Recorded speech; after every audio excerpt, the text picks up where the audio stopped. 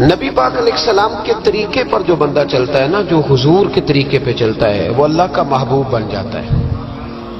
جو شرط یہ ہے کہ وہ اخلاص کے ساتھ نبی پاک کے طریقے پہ چلے، دنیا کو دکھانے کے لیے پگڑیاں نہ باندھتا پھرے، وہ کہے کہ چونکہ میں پیر صاحب ہوں تو میں نے باندھ لی ہیں، اس لیے یہ ماحول نہ بنائے، وہ بنائے اللہ کی رضا کے لیے، اللہ تبارک و تعالی کی رضا کے لیے نبی پاک کی غلامی کرے، اللہ اسے اپنا محبوب بنا لیتا ہے۔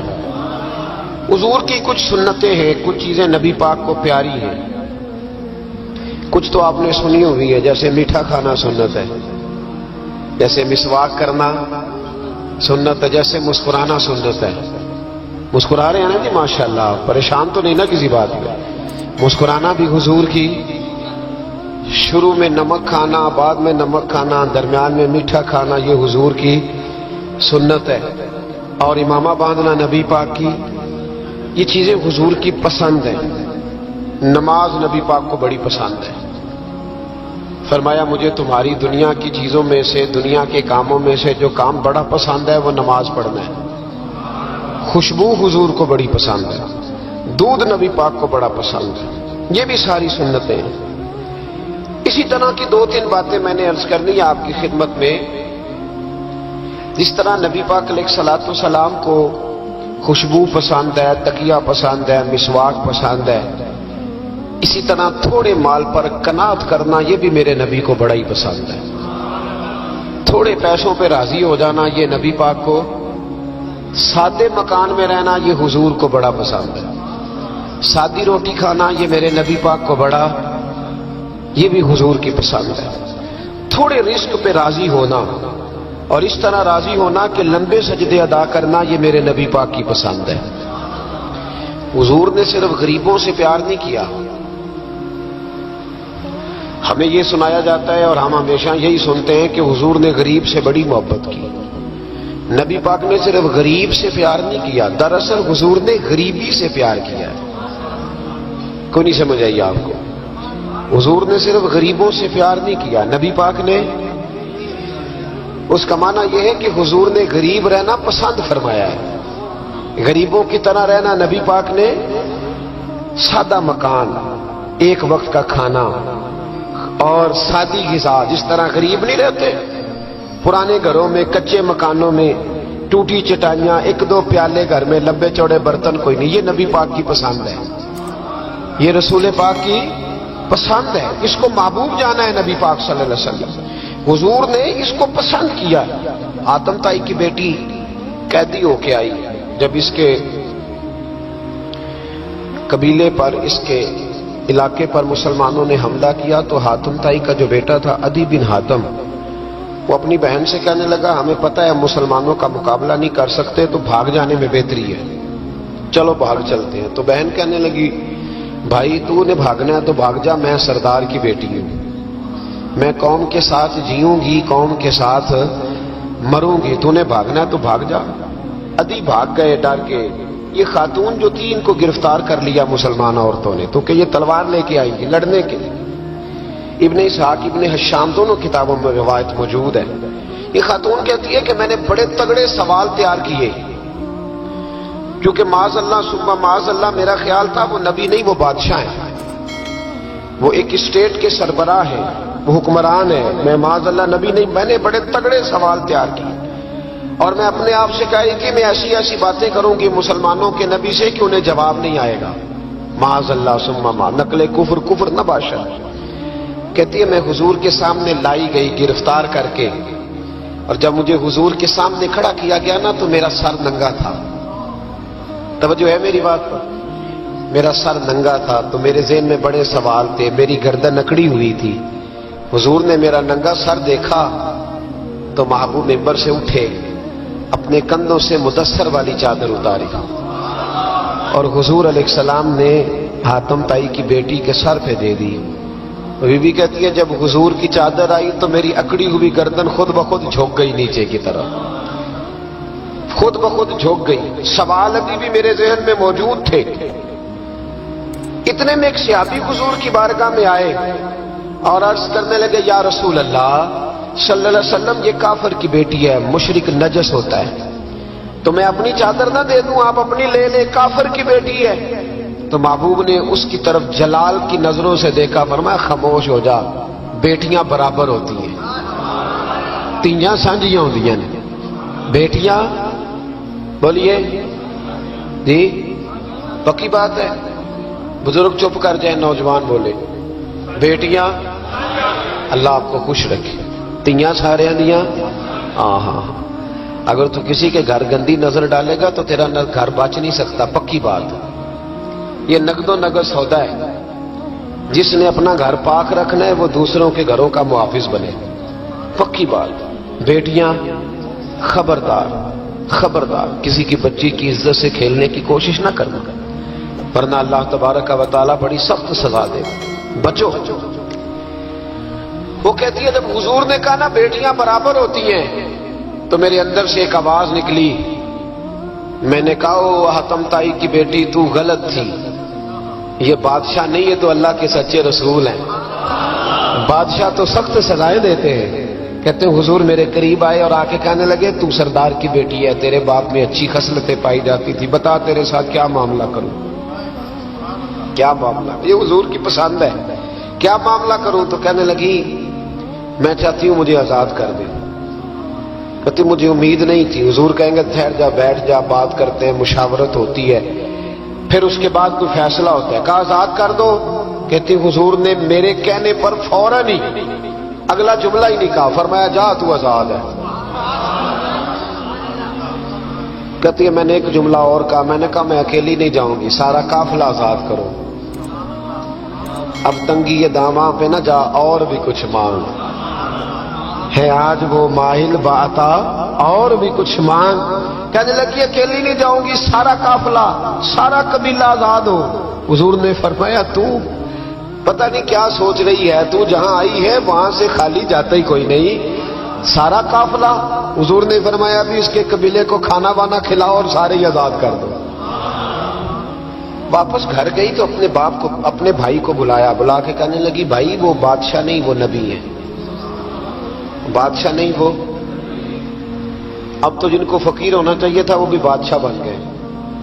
بادشاہ سلامت، بادشاہ سلامت۔ میں رات بورے والے میں تھا، بھائی مہربانی پیسے نہ لے کے آئیے گا باپ، اپنی اپنی جگہ پہ بیٹھے، یہ کام بالکل نہ کریں، اللہ آپ کو خوش رکھے، برکت دے۔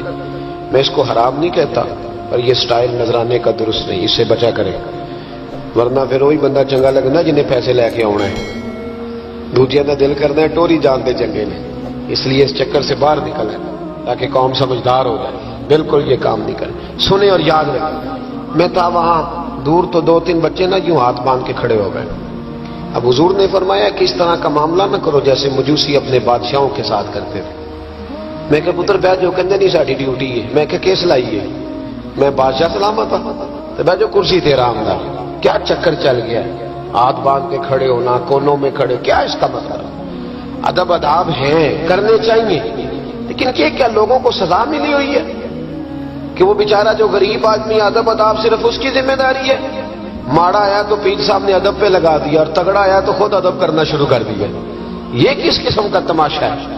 یہ کوئی طریقہ نہیں۔ ادب آداب ہونے چاہیے، لیکن غریبوں کو سزا، انہیں سزا نہ دو اگر بیچارے آ گئے ہیں تمہارے آستانہ عالیہ۔ بہرحال آپ دام برسر مطلب کہنے لگی میں دیکھ کے آئی جو بادشاہ نہیں نبی ہے، تو ادھی کہنے لگا میں عورتوں کی باتوں پہ یقین نہیں کرتا، میں خود جا کے دیکھوں گا۔ میں نے کہا غریبی میرے نبی کی پسند ہے، حضور نے اللہ سے غریبی مانگ کے لی ہے، کہا یا اللہ مجھے زیادہ پیسے نہ دینا، ایک وقت کی روٹی دینا۔ اور حضور فرماتے رب نے اختیار دیا ہے، اگر میں چاہوں تو خود پہاڑ سونے کا بن جائے اور میرے ساتھ چلا کرے، پر میں نے اللہ سے زیادہ دولت مانگی۔ او بھائی دولت بڑی پیاری ہوتی تو سب سے زیادہ میرے نبی کی تجوریوں میں ہوتی۔ حضور نے دولت بانٹی ضرور ہے، لیکن حضور نے اس سے پیار، یاد رکھے ہم تو پاگل ہو گئے پیسوں کے پیچھے بھاگ بھاگ، جو سڑک پہ ادھر جا رہا ہے وہ پیسے دینے جا رہا ہے، جو ادھر جا رہا ہے وہ لینے جا رہا ہے، پیسے کا ہی چکر ہے سارا، پیسے کا ہی چکر ہے، پیسے۔ ایک صاحب نے فون کیا، کہنے لگے کو ٹائم دے دیں، تو میں نے کہا بس یار وقت تھوڑے دے دیں، کہتے تو خوش کر دیں گے۔ میں کہ مثلا تو کی کرے گا؟ کہتے جننے پیسے کہو گے لب جائیں گے۔ تو میں نے کہا یار ہر ایک کو بکاؤ مال نہ سمجھا کر، ہمارا بہت زیادہ ریٹ ہے، تو دے ہی نہیں سکتا۔ کہنے لگے کون دے سکتا ہے؟ میں نے کہا دنیا میں کوئی بھی نہیں دے سکتا، ہمارا ریٹ ذرا زیادہ ہے۔ ہم نے اگر ریٹ مانگنا ہوا تو قیامت کے دن غوث اعظم جیلانی سے جا کے مانگیں گے، یا ان سے مانگیں گے جن کے نام کی دہائی دیتے رہے ہیں، تعریف مصطفیٰ کی کرے اور نتیجہ ہم دنیا داروں سے مانگیں، انہی سے لیں گے نتیجہ جن کے قصیدے ساری زندگی گائے۔ ہاں تو اس لیے چکر سے باہر عام دام برسرے مطلب ادی کہتے ہیں کہ میں خود جاؤں گا پھر جا کے دیکھوں گا۔ ادی مدینے آئے دیکھنے، اور جب بندہ کسی کو دیکھنے آتا ہے تو تنقیدی نظر سے آتا ہے۔ کہتے ہیں میں مسجد نبوی میں پہنچا تو کچی زمین پر غلاموں کے ساتھ، ادھر دیکھو یہ بھی تو حضور کی سنت ہے نا جی۔ حضرت ابو ہریرہ صحیح سند کی حدیث بخاری میں فرماتے ہیں حضور کے ساتھ ایک سفر میں تھا، نبی پاک علیہ السلام نے فرمایا کھانا نہ پکا لیں، حضور پکا لیں، فرمایا تو گوشت لے آ، تو اس طرح کر مسالہ جات تیار کر لے، تو فلاں چیز کر لے۔ آخر میں حضور فرمانے لگے میں لکڑیاں کٹھی کر کے لاتا ہوں جی۔ اللہ کرے پیرانو حدیث زبانی یاد ہو جائے، آمین تے آکھیا جی۔ میں لکڑیاں کٹھی کر کے لاتا ہوں، لکڑیاں۔ عرض کی یا رسول اللہ ہم کر دیں گے، تو محبوب نے فرمایا سارے کٹھے نہیں جا رہے، کوئی عرض نہیں میں بھی لے آؤں گا۔ تو فرماتے حضور اٹھے لکڑیاں کٹھی کر کے لائے۔ جب مسجد نبوی شریف بن رہی تھی تو جناب ابو ہریرہ فرماتے ہیں میں 3 اینٹیں اٹھا کے لا رہا تھا، اللہ کے رسول 7 اینٹیں اٹھا کے لا رہے ہیں، 7 اینٹیں۔ چودھری صاحب آپ روز آگے کہہ دیتے قاری صاحب مسجد کی صفائی نہیں ہوئی، تو نہیں کر سکتا مسجد کی صفائی؟ کیا سمجھتا ہے تو اپنے آپ؟ صدر بننے کا کیا مطلب ہوتا ہے کہ بندہ روب ڈالنے لگے؟ دنیا میں جو سب سے زیادہ عزت والا اور بڑا ہوتا ہے وہ وہی ہوتا ہے جو اللہ کے گھر میں جھاڑو دیا کرتا ہے۔ کیا لوگوں نے معیار بنا لیا ہے؟ یہ معیار ہے، جو قوم کا بڑا ہوتا ہے وہ قوم کا خادم ہوتا ہے۔ ادی کہتے ہیں میں مدینے آیا تو میں نے نبی پاک علیہ السلام کو غلاموں کے ساتھ کچی زمین پہ بیٹھے دیکھا، اور غلام بھی کون؟ ایک طرف حضرت بلال حبشی بیٹھے اور دوسری جانب حضرت عمار بن یاسر بیٹھے۔ کہتے ہیں حضور بیچ بیٹھے کھانا کھایا جا رہا ہے، اور حیران میں اس وقت ہوا جب اسی پلیٹ سے نبی پاک بھی کھا رہے ہیں اور بلال حبشی بھی کھا رہے ہیں ساتھ بیٹھ کے حضور نے۔ ادی کہتے ہیں میرے دل پہ چوٹ لگی، میں نے کہا نہیں یار یہ بادشاہ نہیں، یہ بادشاہ جو اس طرح غریبوں کے بیچ بیٹھ کے روٹی کھائے۔ ہمارے تو بادشاہ غریبوں کے حق میں تقریر کرتے ہیں نا، ویسے ان سے پوچھو کہ اس گاؤں سے ڈنگے کا کرایہ کتنا ہے، اور پھر ڈنگے سے لالے موسے کا کتنا ہے، ان کو کوئی پتہ نہیں۔ ان چودھریوں کو بچوں میں کھڑے کر کے پوچھو کبھی چنے کی دال کا بھاؤ کیا ہے، کدی آندھی ہوئے تو بتاؤ گے نا، ان کو کیا پتا؟ ان کے گھر میں تو آ جاتی ہے، اللہ جانے کہاں سے آتی ہے، ہم بدگمانی نہیں کرتے۔ لیکن حضور ایک پلیٹ میں کھانا کھا رہے۔ ادی کہتا میں سمجھ گیا یہ بادشاہ نہیں۔ پھر میرے دل میں شیطان نے وسوسہ ڈالا، میں نے کہا مسجد کچیا ہو سکتا ہے مکان بڑا پکا ہو، بنگلہ بڑا عالی شان ہو۔ حضور کی عادت مبارکہ تھی جب کوئی مہمان آتا تھا تو یا مسجد میں اصحاب صفہ کے ساتھ رکھتے تھے یا کسی صحابی کو دے دیتے تھے، وہ اپنے گھر لے جاتے تھے۔ ابھی کہتے ہیں میں نے جب سلام کلام کیا نا، دل میں خیال تھا کہ گھر بڑا عالی شان ہوگا، تو محبوب فرمانے لگے میرے دل میں خیال ہے، دیکھیے میرے نبی کو اللہ نے کتنا علم غیب عطا فرمایا ہے۔ کہتے ہیں میرے دل میں خیال ہے، مصطفیٰ کریم فرمانے لگے یار تو یہاں نہ بیٹھ، چل میں تجھے گھر لے چلتا ہوں۔ خیال آیا مسلمان نیک و بد پہچان جاتے ہیں، اور محمد آدمی کے دل کی باتیں جان جاتے ہیں صلی اللہ۔ میں بریلی شریف میں تھا تو اعلیٰ حضرت کے بھائی مولانا حسن رضا خان صاحب رحمۃ اللہ علیہ، ان کے پوتے تھے شیخ الحدیث مولانا تحسین رضا خان صاحب، بڑے اچھے شاعر تھے اور نعت کی صنف سے بڑے آگاہ تھے، بڑا عمدہ مطلع کہتے تھے، مزہ آ جاتا تھا۔ تھوڑی سی مجھے بھی دلچسپی رہی شاعری سے تو میں بڑا خوش ہوتا تھا۔ ایک دن میں نے ان سے کہا کہ حضرت جی کو تازہ قطع کہیں، تازہ ہونا چاہیے۔ فرمانے لگے چلو 10 منٹ کا ٹائم دو، ابھی کہہ دیتے۔ تازہ قطع کہا، کہنے لگے علم غیب رسول کے منکر اس حقیقت کو بھول جاتے ہیں، غیب مانا کہ راز ہے لیکن راز اپنوں سے کب چھپاتے ہیں۔ غیب مانا کہ راز ہے لیکن راز अपनों से कब छुपाते हैं, ताजा कथा कहा। अदी बिन आतिम कहते हैं हुजूर मुझे लेके चले।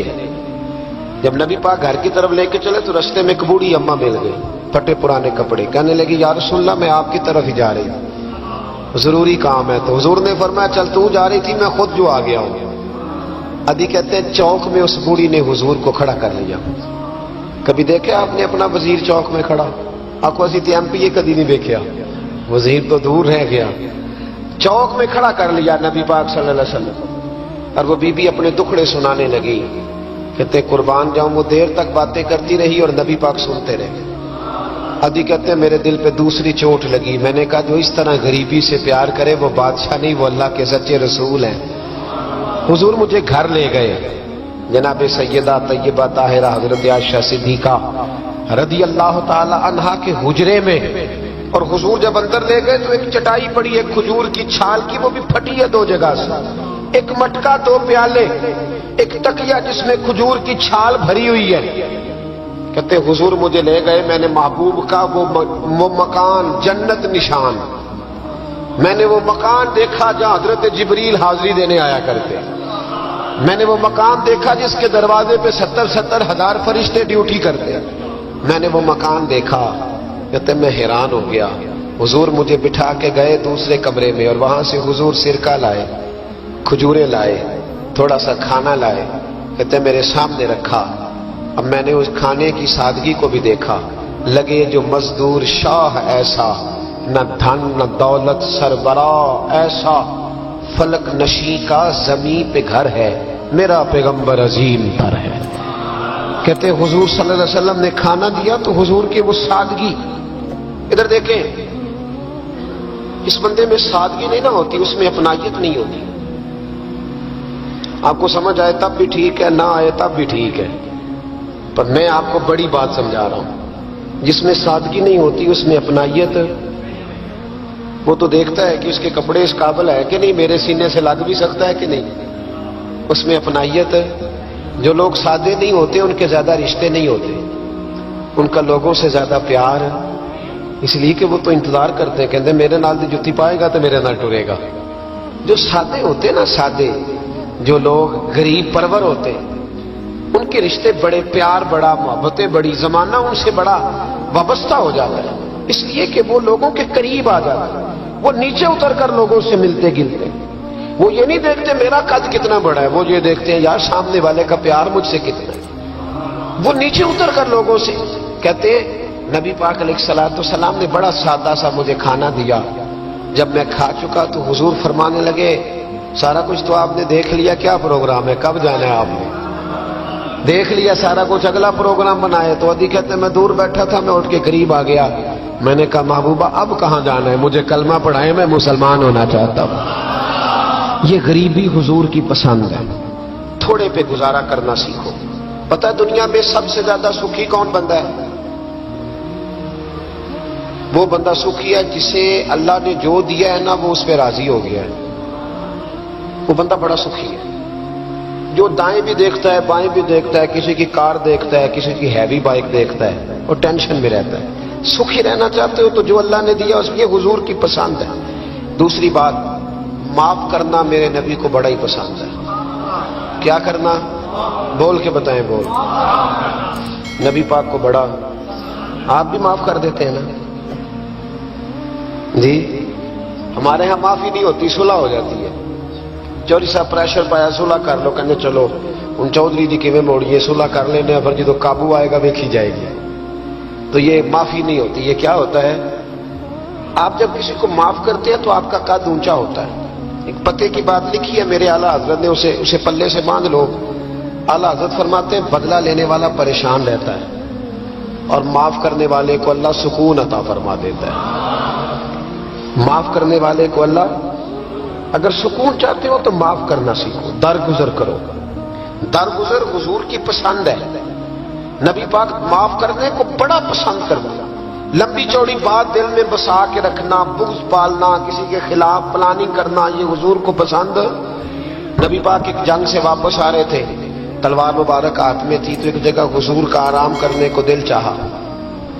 اللہ کے محبوب صلی اللہ علیہ وسلم نے اپنی تلوار درخت سے لٹکائی، حضور آرام کرنے لگے، باقی صحابہ دور دور آرام کر رہے تھے۔ غوث بن حارث نام کا ایک شخص تھا، بخاری میں موجود ہے، کافر تھا، اس نے حضور کو آرام کرتے دیکھا، حالانکہ نبی پاک فرماتے ہیں میری آنکھیں بند ہوتی ہیں، دل میرا جاگتا رہتا ہے۔ اس نے دیکھا حضور علیہ السلام کی تلوار لٹک رہی ہے تو آ کے تلوار اتاری، جب تلوار اتاری تو حضور کی آنکھ کھلی، کوئی بے چینی نہیں، اللہ کے حبیب اطمینان سے آرام کر رہے۔ کہنے لگا اے محمد ابن عبداللہ، سب کہیے صلی اللہ علیہ وسلم، اے محمد ابن عبداللہ صلی اللہ علیہ وسلم، اب آپ کو مجھ سے کون بچائے گا؟ کون بچائے گا؟ میرے محبوب کا توکل دیکھ کے، بھروسہ دیکھ کے، یقین دیکھ کے حضور اٹھ کے بیٹھ گئے، دستار مبارک کو سیدھا کیا، فرمانے لگے مجھے میرا رب بچائے گا، مجھے میرا رب بچائے گا۔ جب آپ کی زبان سے یہ لفظ نکلے تو وہ کانپنے لگ گیا، کافر کانپا، اس کے ہاتھوں سے تلوار گر گئی۔ اللہ کے محبوب نے اٹھ کے تلوار پکڑ لی، فرمانے لگے مجھے تو میرے رب نے بچا لیا ہے، اب تو بتا تجھے کون بچائے گا؟ مجھے میرے رب نے۔ اچھا اب یہ بتائیں آپ کہ ہمارے قابو بندہ آ جائے جو اس طرح حملہ کرنے آئے تو ہم کیا حال کرتے؟ بولے یہاں تو بعد میں پتہ چلتا ہے کہ بیچارہ چور نہیں تھا، لیکن لوگوں نے مار مار کے مار ڈالا، بعد میں پتہ لگتا ہے۔ غور کرنا، غور، ان روایتوں کو صرف سن کے نہ گزر جایا کرو، اس کا پس منظر سمجھیے۔ بندہ قتل کرنے آیا ہے، اب اس کی تلوار قابو آئی، حضور نے فرمایا تیرے ساتھ کیا کروں؟ مجھے تو اللہ نے بچا لیا۔ اس نے گردن جھکائی، مطلب یہ تھا کہ جو دل کرے کرے۔ تو محبوب علیہ السلام مسکرائے، فرمانے لگے جا میں نے تجھے معاف کیا۔ چلو انجی دعا کر لو، اسی چھوٹے بھرا نو معاف کرنا سکھ جائیے۔ چلو کوئی ساس سورا نو ہی معافی دے چڑے، کوئی نو ہی ساس سورے نو معاف کر چڑے، کہیں تو معافی ملے، کہیں تو جان چھوٹ جائے۔ کوئی کسی کو معاف کرے، خامد بیوی کو کر دے، چلو بیوی شاید بھی بڑی دکھی ہے، اب تو ہر بیوی دکھی ہے اللہ ماشاءاللہ، وہی کہیں معافی دے دے۔ خدا را معاف کرنا سیکھو۔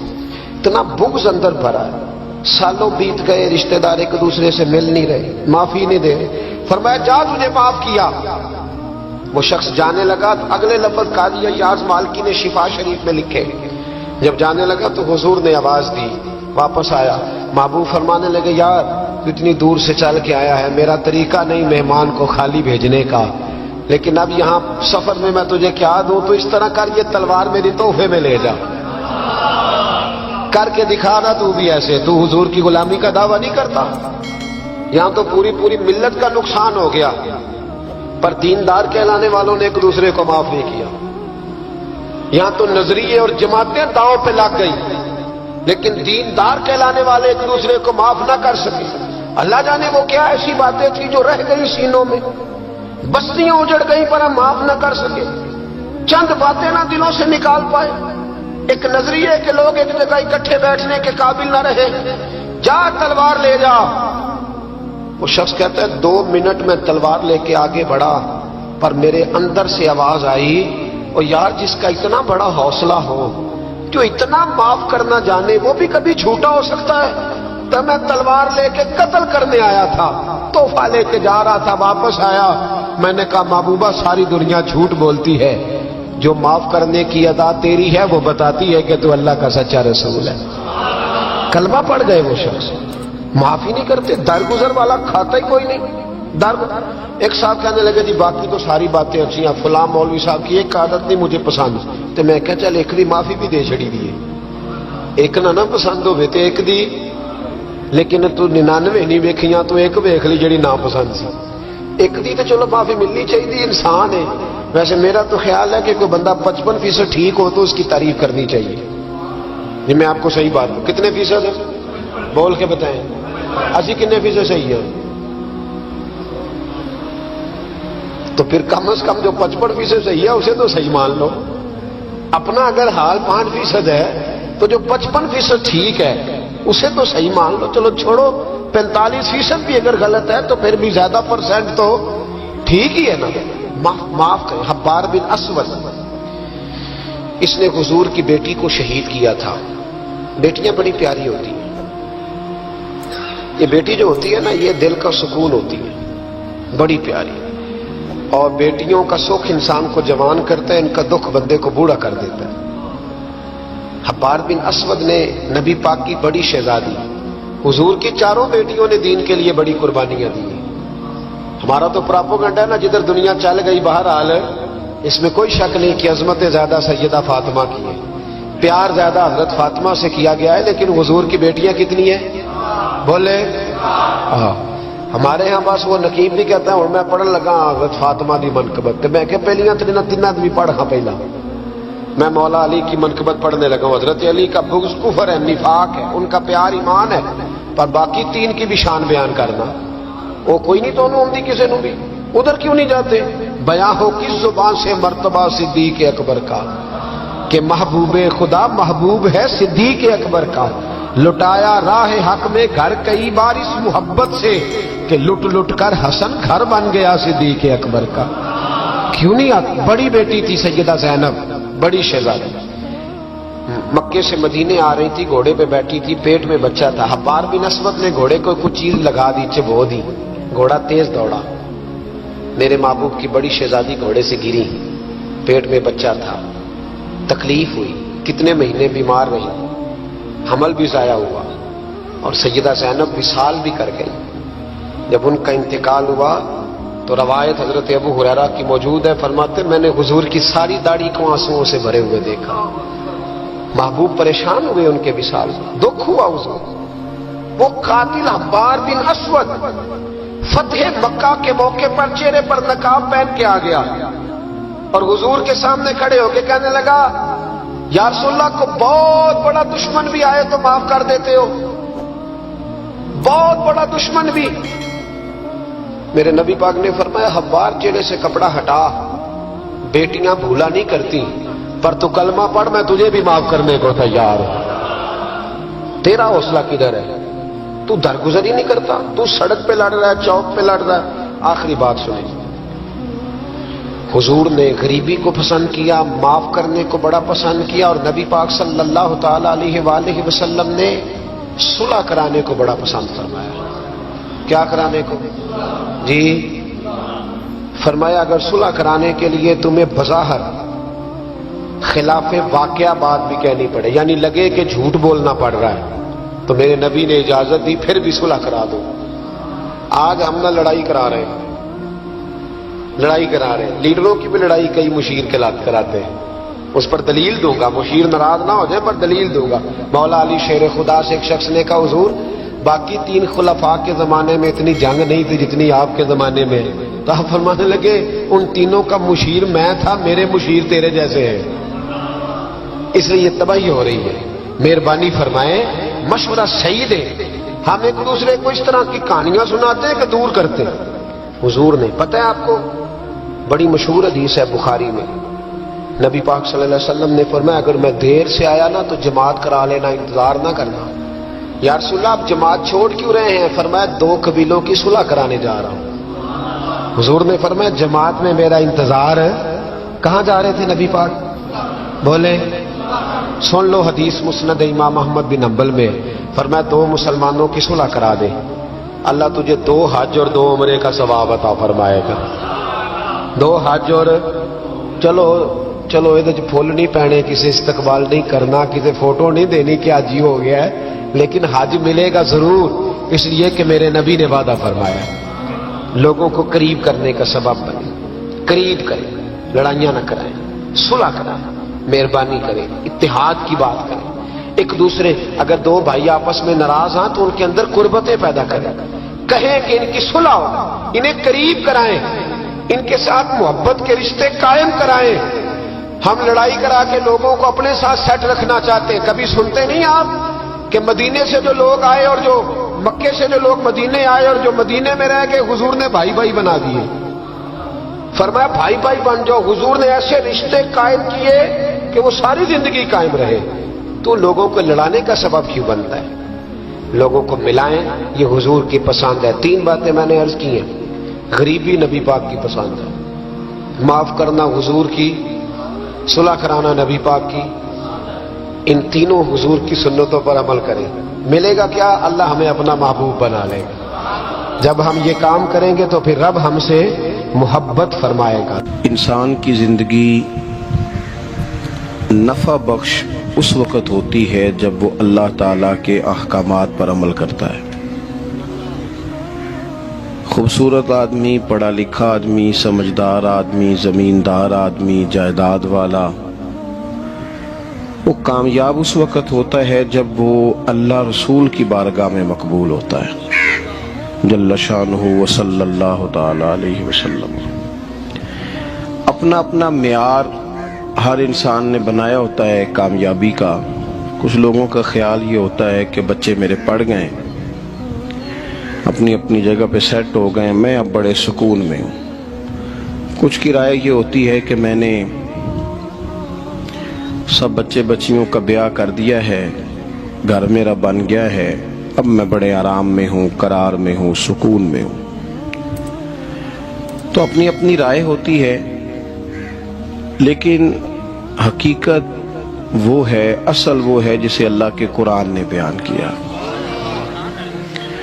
اللہ کریم نے فرمایا والعصر، اے محبوب علیہ السلام ہمیں آپ کے زمانہ مبارکہ کی قسم ہو، ان الانسان لفی خسر، فرمایا بے شک انسان خسارے میں، نقصان میں۔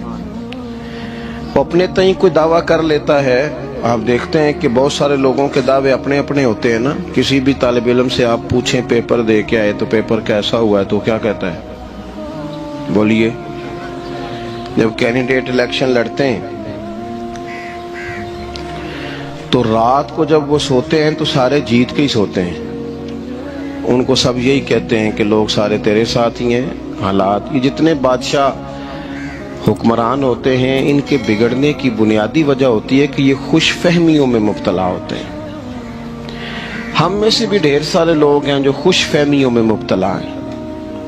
کچھ کہتے ہیں جناب ہماری نسبت بڑی تگڑی ہے، بھئی نسبت تو امام حسین سے تگڑی تو کسی کی نہیں نا، تو ساری رات نماز پڑھتے تھے، روزے رکھتے تھے، اللہ کو یاد کرتے تھے۔ آپ خالی نسبت پر بیٹھ کر عمل چھوڑ جائیں تو یہ کیسے ممکن ہے؟ تو اپنے اپنے تئیں لوگوں نے معیار کامیابی کے قائم کر لیے ہیں۔ اللہ فرماتا ہے کہ محبوب مجھے قسم ہو زمانے کی، انسان نقصان میں۔ یہ دن بدن جو وقت گزار رہا ہے تو اس کا نقصان، اس کا خسارہ، اس کا گھاٹا بڑھتا جا رہا ہے، روز نقصان میں۔ کتنا کتنا عمر کا حصہ لوگوں نے ضائع کر دیا، کتنے کتنے بہترین لوگ تھے لیکن روزی روٹی کے پیچھے وقت سارا برباد ہو گیا۔ یہ رزق حلال کے لیے دوڑ دھوپ ہو وہ تو بڑی بات ہے، لیکن تکبر کے لیے اور خواہشات، بیجا خواہشات کی تکمیل کے لیے، ایک دوسرے سے آگے بڑھنے کے لیے بڑا وقت ضائع کیا لوگوں نے۔ اچھا کوئی بھی نہیں جیتا، خاندانوں میں بھی کوئی نہیں جیتا، برادریوں میں بھی کوئی نہیں جیتا، پر لڑائی ساری زندگی کی ہے، میں نے آگے گزرنا، میں نے آگے، حالانکہ کوئی کسی کو جیتنے دیتا ہی نہیں۔ تو اپنے اپنے تئیں لوگوں نے معیار قائم کیے کامیابی کے۔ اللہ فرماتے ہیں بے شک انسان نقصان میں ہے، لیکن جس میں 4 خوبیاں پائی جائیں، ادھر دیکھو میری طرف، جس میں 4 خوبیاں پائی جائیں، اللہ کا قرآن کہتا ہے وہ بندہ کامیاب ہو جاتا ہے۔ 4 خوبیاں اس کے اندر ہو۔ کون کون سی؟ الا الذین آمنوا، سب نقصان میں نہیں سوائے ان لوگوں کے جو ایمان لائے۔ سب سے پہلے کیا کرے؟ ایمان ہو اس کے پاس، مضبوط ایمان، وعملوا الصالحات، اور ایمان بھی لائے اور نیک کام بھی کرے، اور صرف نیک کام نہ کرے، وَتَوَاصَوْا بِالْحَقِّ، لوگوں کو حق بات کی نصیحت بھی کرے۔ اور ظاہر ہے سچ بولے گا، حق بولے گا تو بڑے لوگوں کے مفادات کو ٹھیس پہنچے گی، کچھ لوگوں کو تکلیف بھی ہوگی، تو اب جب تکلیف ہوگی تو پھر مصیبت بھی آئے گی۔ تو اگر حق بات کہنی ہے تو پھر کیا کرے؟ وَتَوَاصَوْا بِالصَّبْرِ، پر ایک دوسرے کو صبر کی بھی وصیت کرے۔ 4 چیزیں پائی جائیں، ایمان، اعمال صالحہ، حق کی نصیحت، اس رستے میں آنے والی تکلیف پر صبر۔ اگر یہ 4 چیزیں میسر آتی ہیں تو اللہ کا قرآن کہتا ہے بندہ کامیاب ہے۔ اور اگر یہ 4 چیزیں نہیں تو پھر کو بندہ جتنا مرضی دعویٰ کرے، جتنا مرضی شور کرے، جتنا مرضی اعلان کرے، وہ کامیاب ہو سکتا؟ سب سے پہلے تو اپنا ایمان پکا کریں۔ یہ جو کچی پکی باتیں کرتے ہیں نا لوگ، بھئی مسلمان جو ہوتا ہے نا، مسلمان وہ لاوارث نہیں ہوتا، وہ وارث والا ہوتا ہے، اس کا رب ہر وقت اپنی رحمت سے اس کی حفاظت کرتا ہے۔ مسلمان ہر وقت نبی پاک علیہ السلام کے نگاہ کرم میں رہتا ہے۔ اسے کمزور باتیں نہیں کرنی چاہیے کہ میرے کو پیچھے چڑھ گیا تو پتہ نہیں کیا ہو جائے گا، برادری مخالف ہو گئی تو پتہ نہیں کیا ہو جائے گا، سچ بول دوں گا تو لوگ پتہ نہیں مجھے مار دیں گے۔ ایسا ہو نہیں سکتا۔ چھری حضرت ابراہیم چلائیں بھی نا تو حضرت اسماعیل کے حلق پہ چلنا اس نے تب بھی ہے جب اللہ حکم کرے گا، تو اللہ کی حکمت ہوگی۔ حکمت الہی ہوتی ہے تو کوئی کام ہوتا ہے، ورنہ ہوتا تو اپنی طبیعت میں مضبوط ایمان، توکل، اللہ پہ بھروسہ، مضبوطی افکار کی، کچی باتیں نہیں۔ جو لوگ کمزور ذہن رکھتے ہیں ساری زندگی فیصلہ ہی نہیں ہوتا، کوئی ڈرتے رہتے ہیں، سہمے وقت گزارتے ہیں اپنے آپ کو فکری۔ یہ جو ایمان ہوتا ہے یہ بندے کو طاقتور کرتا ہے، بندہ مضبوط ہو جاتا ہے۔ مجھے بتائیے نا، جب ایمان پکا ہو کہ روزی دینے والا اللہ ہے تو پھر بندہ کسی مالدار آدمی کے پیچھے کبھی بھاگتا ہے، کبھی کسی بڑے آدمی سے ڈرتا ہے؟ جب اسے پتا ہو کہ عزت اور ذلت اللہ کے دست قدرت میں ہے، پھر وہ سیاستیں، سازشیں یہ کام کرتا ہے۔ تو پہلے تو مضبوطی ایمان درکار ہے ہماری بچوں کے اندر، ہمارے مزاجوں کے اندر۔ جب تک وہ مضبوطی ایمان، حضرت مولا علی شیر خدا کرم اللہ تعالی وجہہ الکریم ایک دفعہ بڑے علیل ہو گئے، کمزوری آ جاتی ہے، بندہ بیمار ہو جاتا ہے۔ تو ہمارے ہاں بیمار لوگ بعض اوقات ایسا جملہ بولتے ہیں جو کفر کے زمرے میں چلا جاتا ہے۔ آپ پریشان ضرور ہیں، تکلیف میں ضرور ہیں، لیکن آپ بات وہی کریں گے جو شریعت اجازت دیتی ہے۔ حضرت علی شیر خدا شدید علیل تھے، ایک صحابی تیمارداری کرنے گئے تو حضرت مولا علی کا چہرہ دیکھ کے پریشان ہو گئے، کہنے لگے آپ تو بڑے سخت علیل ہیں، اللہ خیر کرے، اللہ تعالیٰ آپ کو صحت دے۔ تو حضرت علی کہنے لگے تو فکر نہ کر، مجھے اس بیماری سے کچھ بھی نہیں ہوگا۔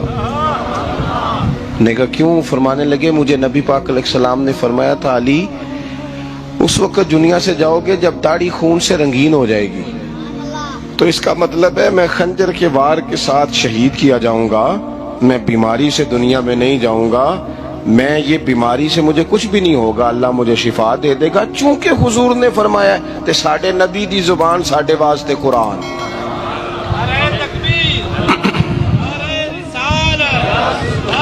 تو سب سے پہلے تو اپنے ایمان کے اندر، توکل کے اندر مضبوطی پیدا کریں۔ مسلمان دیکھو نا، نماز پڑھنے سے روزی میں برکت ہوتی ہے کہ نہیں؟ ویسے جو چوپ ہے ان کی بھی ہوتی ہے کہ نہیں؟ نماز پڑھنے سے روزی میں برکت ہے، تو پھر اس کا مطلب یہ ہے کہ جب ٹائم آئے نا نماز کا تو گاہک جتنے مرضی کھڑے ہوں پھر دکان بند کرنی چاہیے، پھر نماز پڑھنی چاہیے، کیونکہ روزی تو اللہ نے دینی ہے، گاہکوں نے تو دینی۔ تو سب سے پہلے ضروری ہے مضبوطی ایمان۔ میری طرف دیکھیں جی، آپ ویڈیو ضرور بنائیں پر میری طرف بھی تو دیکھیں نا جی، اللہ آپ کو خوش رکھے۔ موبائل اللہ تو مہنگے دے وے، پر ساری دیڑی یہ کام تری نہ کروں۔ آپ بنائیں ضرور، میں ویڈیو بنانے سے منع نہیں کرتا، سارے بنائیں بے شک، پر دیکھیں میری طرف، میری بات پر غور کریں۔ دوستو، مضبوطی ایمان، توکل، اللہ کی ذات پر بھروسہ۔ آپ کبھی میدان کربلا کا پورا نقشہ اپنے سامنے رکھیں نا، پورا نقشہ۔ دو چیزیں ہیں، امام حسین کو نظر آ رہا ہے اب شہادت ہو جائے گی، اتنی بڑی فوج آئی ہے، خدا کی حکمت کے تقاضے سمجھ میں آ رہے ہیں، حالات کیا ہوں گے سمجھ آ رہی، پر ایک لمحے کے لیے بھی ان کا توکل کمزور نہیں ہوا۔ اپنے رب پر جو مضبوط بھروسہ ہے، مضبوط۔ سیدہ طیبہ طاہرہ حضرت فاطمہ الزہرا رضی اللہ تعالی عنہا نا اونٹ کے بالوں کی بنی ہوئی چادر اوڑھ کر چکی پیس رہی تھی۔ یہاں بیویاں بڑا روتی ہیں، غریبی بڑی ہے، بڑی غریبی ہے. حالانکہ اب کون بندہ پیبند والے کپڑے پہنتا ہے جی، دور ہی گزر گیا. اب تو بڑی مشکل سے وہ لوگ ملتے ہیں جو جوتا ٹوٹ جائے تو گانٹھ کے پہنے، ورنہ تو نئے جوتے آ جاتے ہیں. حضرت سیدہ پاک اونٹ کے بالوں کی بنی ہوئی چادر اوڑھ کے چکی پیس رہی تھی. نبی پاک صلی اللہ علیہ وسلم نے دیکھا، آنکھوں میں آنسو ضرور آئے، پر محبوب نے فرمایا فاطمہ دنیا میں تھوڑی سی تکلیف برداشت کرو، قیامت کی ساری عزت اللہ آپ کو ہی عطا فرمائے گا. تو توکل کی مضبوطی، اللہ کی ذات پر بھروسہ، اپنے رب کریم کے ساتھ امیدوں کا وابستہ کرنا، اس سے مضبوطی آئے. دوسرا فرمایا وَعَمِلُوا الصَّالِحَاتِ، بہترین عمل کیا جائے زندگی میں، نیک اعمال کیے جائے، وقت ضائع نہ کیا جائے. ہر وقت کوئی نہ کوئی کام بندہ کرتا رہے. یہاں بہت سارے لوگ ہیں جن کو لوگ نیک کہنا شروع کر دیتے ہیں نا، وہ سمجھ لیتے ہیں شاید ہم سچی مچی نیک ہیں. لوگ جو کہتے ہیں حضرت صاحب قبلہ، پیر صاحب قبلہ، میں یہ طالب علموں کو، دوستوں کو، بلکہ اپنے آپ کو بھی کئی دفعہ کہتا رہتا ہوں، اپنے آپ کو سمجھاتا ہوں کہ یہ لوگ تجھے کہہ رہے ہیں حضرت صاحب، یہ تو رات کو تو اپنے آپ سے پوچھنا، اپنے رب سے پوچھ. کبھی موقع ملے تو اپنی گریبان میں جھانک، غور کر کے تیری کیفیت کیا ہے. تنہائی میں تیرا دل اللہ سے جڑتا ہے کہ نہیں؟ عبادت میں دل لگتا ہے کہ نہیں؟ خدا کا خوف دل میں رہتا ہے کہ نہیں؟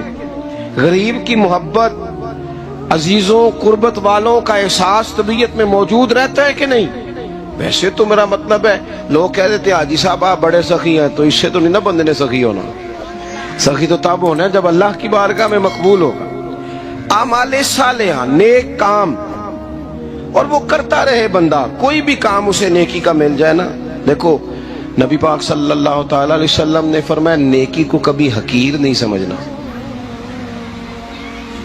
کبھی حقارت سے نہیں نیکی کرنی کہ یہ بڑی چھوٹی ہے تو میں اس کو کروں. اب فرمایا کبھی حقیر نہ سمجھنا، نیکی کا کام جو بھی ملے کر دینا. فرمایا اگر بھائی سے مسکرا کے ملو گے بھی نا تو اس پر بھی اللہ تمہیں صدقے کا ثواب عطا کرے گا. ہم تو اس دین سے کے ماننے والے ہیں جو کہتے ہیں تو گلی سے روڑا اٹھا دے، کانٹا اٹھا دے، کسی کی تکلیف دور کر دے، کسی پر گنجائش کر دے، کسی کے لیے آسانی کر دے. جو بھی خیر کا کام میسر آئے پورے دن میں اسے چھوڑے نہیں. صبح گھر سے نکلیں، وہ ایک صحابی تھے، غالباً تابعی تھے، تو بازار جاتے اپنے غلام کے ساتھ تو سارا بازار گھوم کے واپس آ گئے. خادم نے کہا جناب کو نہ کوئی خریدا نہ کچھ بیچا. تو آپ سارا بازار گھوم کے آ گئے. فرمانے لگے تیرا کیا خیال ہے؟ میں نے کچھ بھی نہیں کیا. کہا جناب پھر کیا کیا ہے؟ فرمانے لگے تم نے دیکھا ہے جو بندہ بھی گزرا ہے میں نے اس کو کہا السلام علیکم. تو کتنی کو نیکیاں میں جمع کر کے آ گیا ہوں. کوئی خیر جو میسر آئے. ہم سمجھتے ہیں کہ شاید کوئی کروڑ کو روپیہ ہوگا تو پوری مسجد بناؤں گا تو پھر میں نے نیکی کر دی. شاید جناب میں، حالانکہ یہ چھوٹے چھوٹے کام ہیں نا، چھوٹے چھوٹے کام، ان کی تو زیادہ ضرورت ہوتی ہے، ان کی تو زیادہ حاجت ہوتی ہے. کوئی آپ رستے میں گزر رہے ہیں تو نیچے کوئی کھڈا بنا ہوا ہے تو اس پر ہم کیا کرتے ہیں؟ گاڑی میں بیٹھ کے تبصرہ کرتے ہیں اے روڈ کھورے کدوں بننا ہے. بھئی یہ کھڈا ہے نا تو آپ نیچے اترے نا، تو آپ دھابڑا لیں نا، کئی پکڑے نا، یہ تو 5 منٹ کا کام ہے، یہاں آسانی کر دیں نا، آپ اس میں گنجائش کر دیں. حضور سید عالم علیہ السلام نے فرمایا، امام راضی نے حدیث لکھی ہے، قیامت کے دن ایک بندے کو اللہ معاف کرے گا تو مالک وہ بندہ عرض کرے گا یا اللہ میں تو بڑا گناہگار ہوں، کس وجہ سے معافی ہوئی؟ فرمایا رات کے وقت تو گزر رہا تھا، تیرے پیر سے روڑا ٹکرایا تھا، تو نے اٹھایا ادھر ادھر دیکھ کے کہ کوئی اللہ کے کسی بندے کو تکلیف نہ ہو جائے. کہ مالک کو خو وہ تو میں نے زمانہ بیت گیا، کوئی اتنی بڑی بات بھی نہیں سمجھی. تو رب کریم نے فرمایا تو رات کے اندھیروں میں بھی میرے بندوں کا خیال رکھتا تھا تو میں تیرا خیال نہ کروں؟ کوئی عمل ہمارے ہاں لوگ کوئی کام نہیں کرتے، بالکل نہیں، کوئی کام نہیں. نہ بڑے نہ چھوٹے نہ سمجھدار نہ ان پڑھ، کچھ بھی نہیں. نشستن گفتن برخاستن، بیٹھو راج کے گپے مارو، تبصرے کرو، فلانا کچھ نہیں کر رہا، فلانا کچھ نہیں کر رہا، اس کے بعد اٹھ کے چلے جاؤ. کچھ کریں.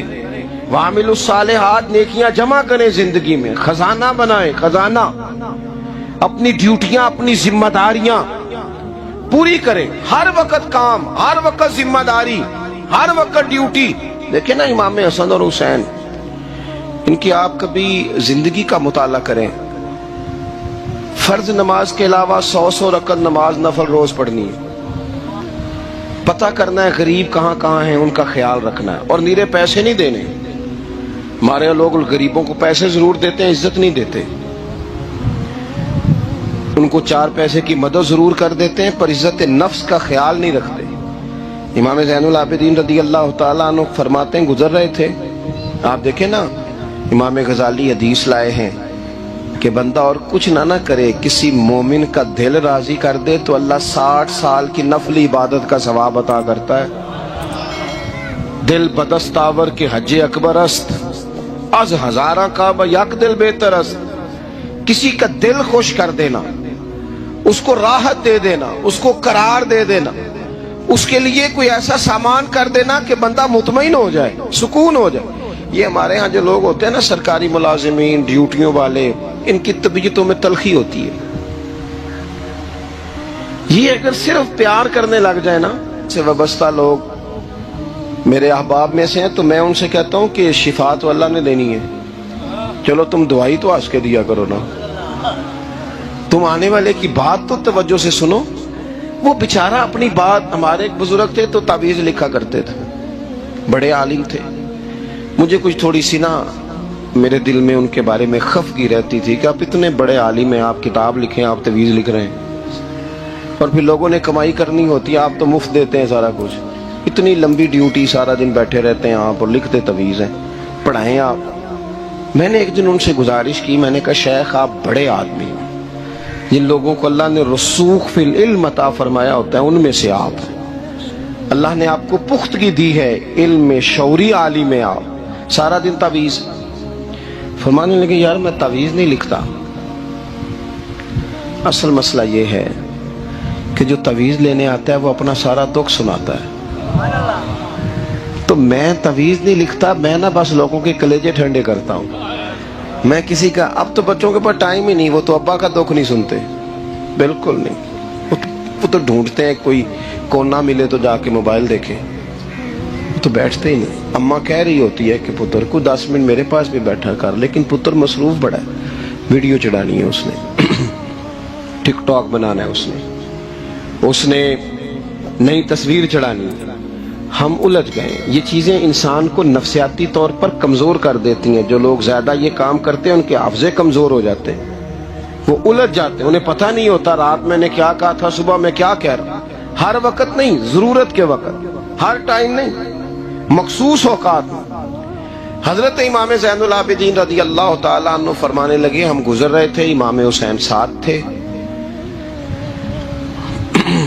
تو رستے میں نا کچھ غربا، غریب لوگ بیٹھ کے کھانا کھا رہے تھے. کہتے ہیں ہماری ان پر نظر پڑی تو انہوں نے حضرت امام حسین رضی اللہ تعالیٰ عنہ سے کہا حضور آئیے، تشریف لائیے، کھانا کھائیے. وہ ضروری نہیں ہوتا آپ کو سب کا کھانا پسند ہی آئے، ٹیسٹ اپنے اپنے ہوتے ہیں، یہ ضروری تو نہیں.